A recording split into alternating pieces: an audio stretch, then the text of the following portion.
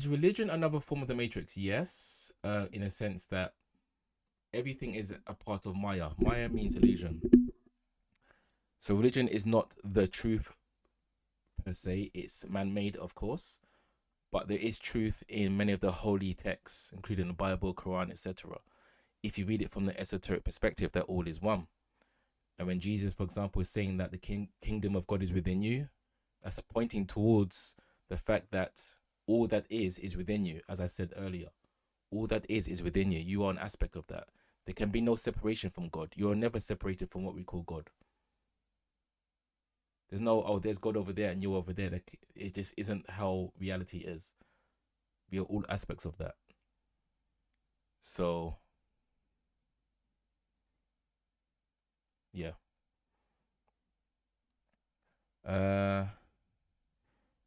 Do you have any recent revelations you have experienced yourself?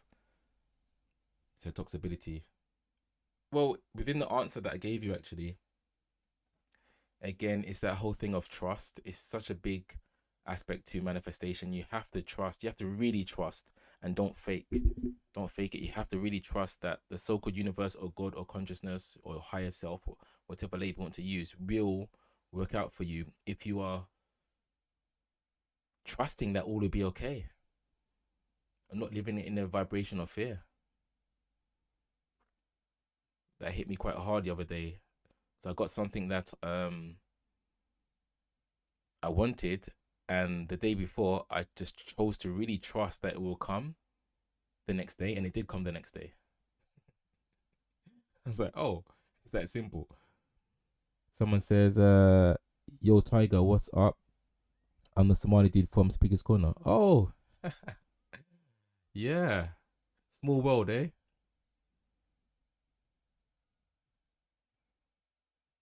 Mr. There is only now. Mr. Non-duality, yep. All right, thanks for your wisdom. I'm out. Good night. You take care, Toxicity. Nice to see you again.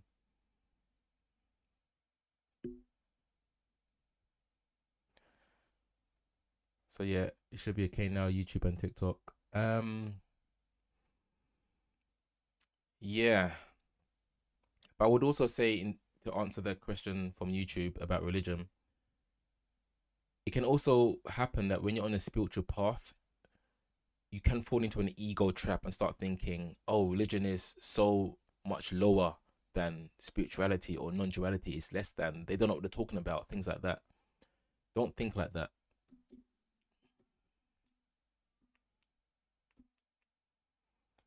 Okay, never think like religion is beneath you because you're on your spiritual journey.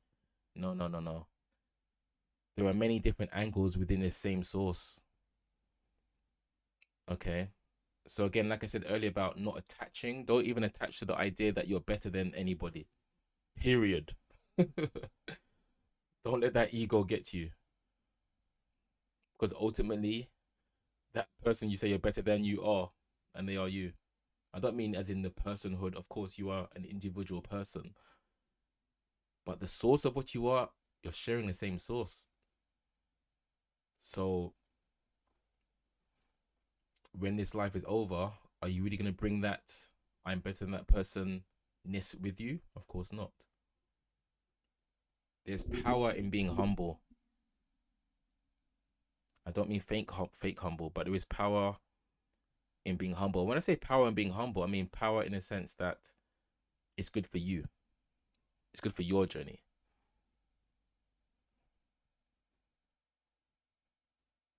Because it keeps you grounded. It's so easy for the ego to run away and be like, yes, I know the truth. I got my chakra necklace. I got my chakra tattoos. I got my I love Jesus tattoo. I got my 5 prayers a day. I got this. I got that. I'm doing it. Everybody else, they don't know what they're doing. I found the truth. Yeah, I got my podcast. You can get humbled very quickly.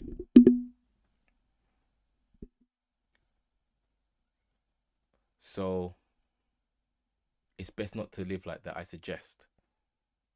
Just be humble about it. Yeah, I think this is the truth. I'm happy with it. Whether it's religion, spirituality, your own thing. That's okay.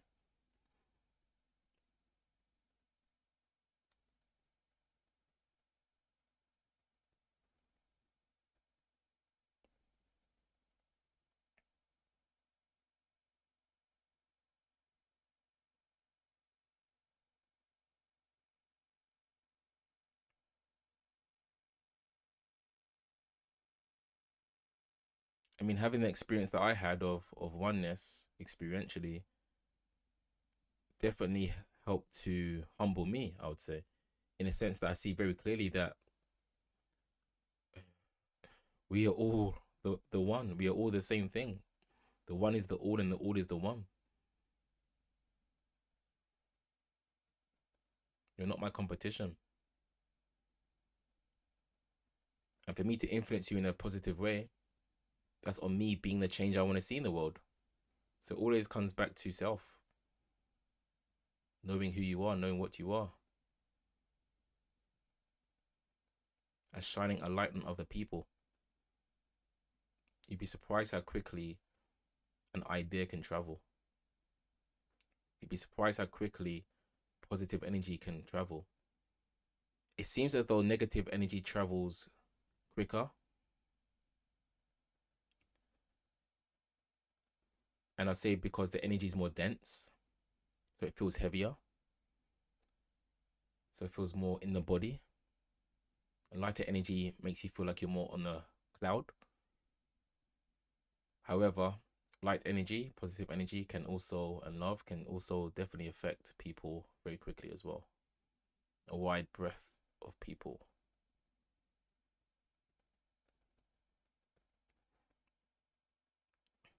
Ace says, so after oneness, is there anything more experientially, or is that true nature of reality?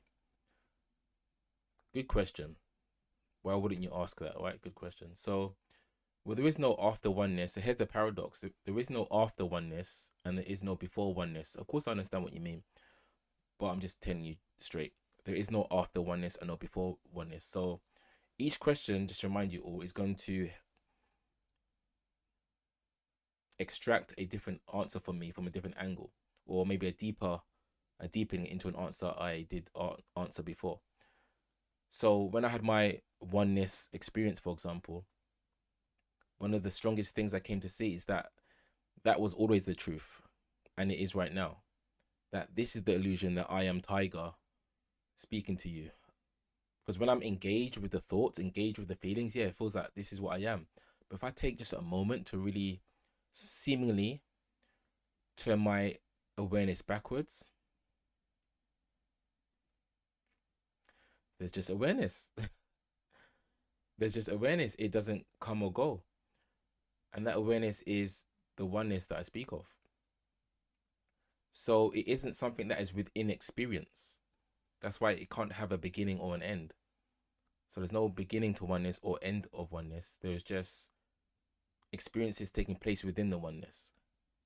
For example, on your device you're looking at right now, you have what, thousands of pixels on your screen, hundreds of pixels on your screen, but it's one screen still.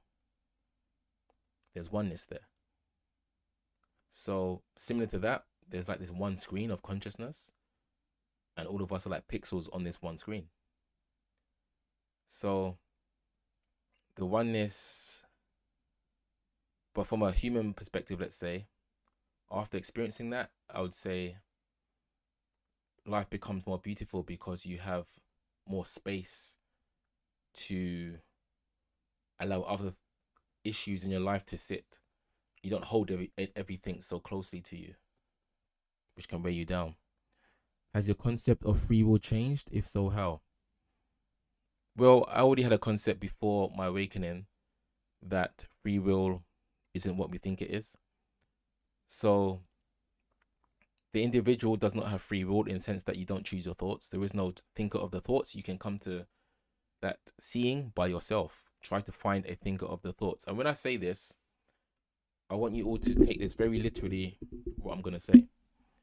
To suggest there's a thinker of the thoughts would literally mean that there's this thinker, no matter what it looks like, and it has infinite, or at least many, many different thoughts in front of it to choose from before those thoughts enter the mind, like a library of thoughts. And this entity, this you apparently, this thinker apparently, looks at different thoughts and thinks, or says, or just instinctively chooses thoughts, and then those thoughts go in the mind. Doesn't that sound like a long process?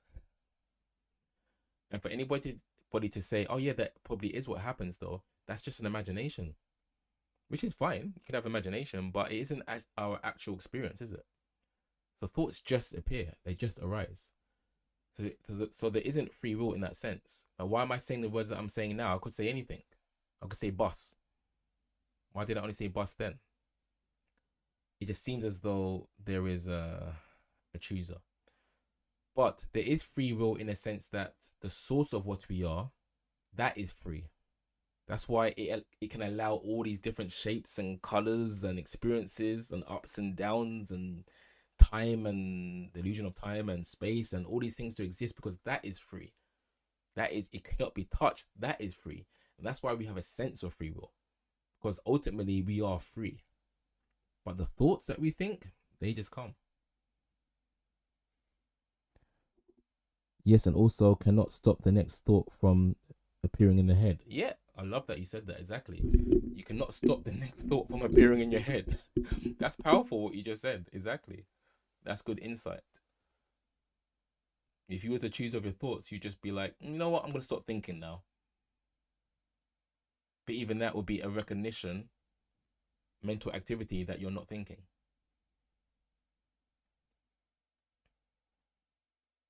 How long has it been since your awakening, and what has changed in your daily life since? Within the illusion of time, my awakening happened in 2017. 2016 or 17? 2017. How's my life changed since? Well, it's been, of course, there's still the human ups and downs, but other than that, it's just been so beautiful that one of the best things about it is seeing that you, not so much about so-called me, is that seeing that you, all of you, whether you believe it or not, that you are actually free as well. You are free. You're acting just as my ego is acting. We're not really these mind things or these body things. You are free. You are actually safe. You view your body from the safest place, the safest vantage point. You view experience from the safest vantage point. Where is that vantage point? You can't even find it. We call it consciousness. It's self-evident, but you can't find it. That's how safe it is. You can never tamper with it. You can never stain it. You can never move it. But you know, experientially, that this consciousness exists and it's you. So that's what you really are. And I love this, knowing that when I look at people and I look at people going through anything sad or bad, of course we try to help as we can, but I know at the back of my mind, not the back of my mind, but I know fundamentally speaking, they're okay. You're okay. Dare I say perfect.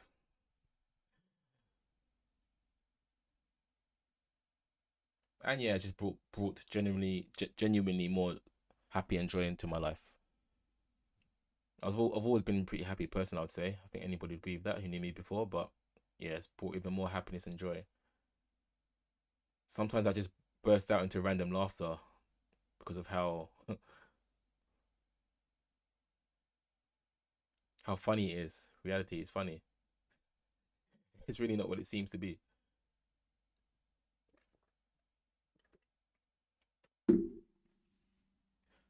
What do you think nature created, or why do you think nature created this illusion of self? Well, the question is, why did you create this illusion of self? Because you are nature. You are that creator, or co-creator. Yeah, you know, you yourself are not the creator, but co-creator. Um, There's only one reason that experience is as it is, and it's just that it's to experience. It might sound like a boring answer, but even logically, you can agree, I'm sure, that if you are literally infinite, literally everything, okay, hypothetically speaking, but even though you are, if you are literally everything, but don't focus any light or focus on any particular part of yourself, so you are literally consciously everything at the same time, then what location would you be in? What person would you be? What star would you be? What sun would you be? What rock would you be? If you have the exact same focus on every single aspect of infinity, you would be nowhere. So there has to be a sense of forgetting that we are the all that is, to experience what it's like to have an individual living and reality as part of the infinite nature.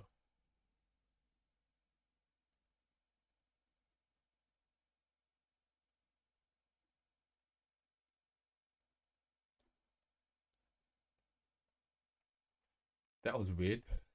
TikTok just said there was inactivity. There was no inactivity. Anyway, how do you think the first people came up with a way to systematically get awakening?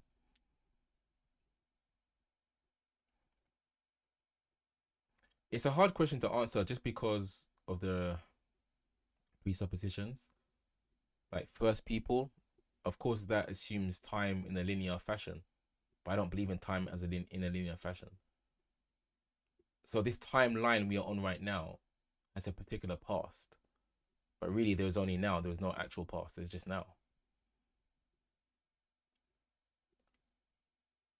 However, to like,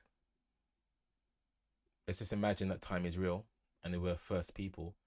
I would imagine that the first people to have awakening after losing the sense of being one with God, one with all, would have found a deep, deep peace being around nature, untouched by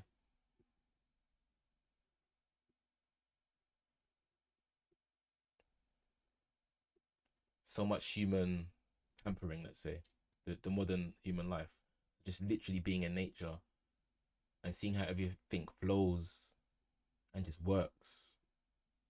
And just realizing that you're a part of that. And that there's nothing really to do other than just flow with nature. I can imagine something like that.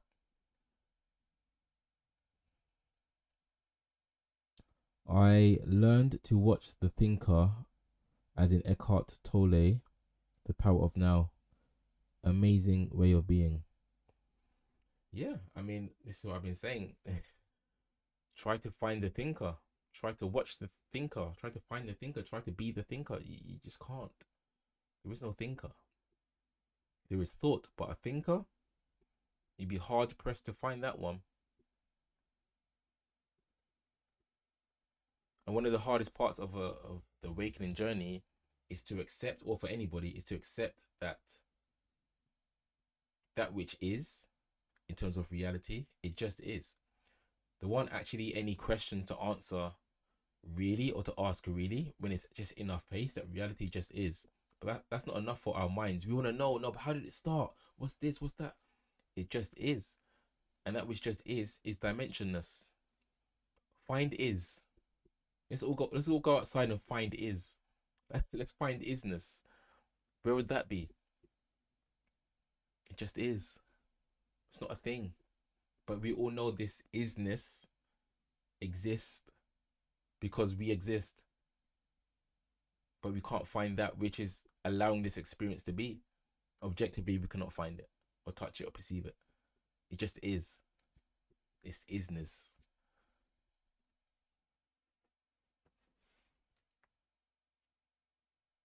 The mind hates that. The mind wants answers. The mind wants movement, because the mind needs movement, because it's the only way for it to be valid, to be seen. It needs to move. If it doesn't move, you're basically sleeping. Yeah, there's no images, no thoughts. There's no sense of individuality.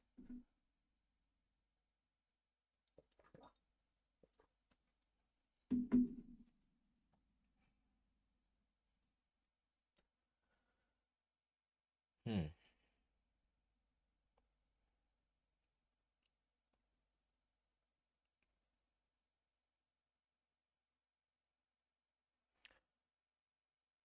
I think I'm gonna stop soon. I hope you've enjoyed this live. But if there's any questions within like the next minute or two, I will answer them.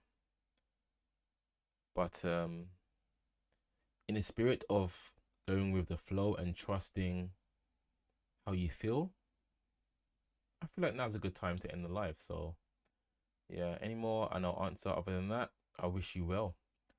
A says thank you for the great answers. I appreciate that. And for the roses. Anybody who's been here with me today, thank you. I'm not gonna do a fake promise and say I'll be doing lives more often now. It will happen when it happens. And we all have to accept that about life. But do you follow my page if you haven't? Because at least then you'll be notified that I'm going live. And I usually do like 3 hour lives. It just happens like that. Today not so long, but usually it's like 2.5 hours, 3 hours.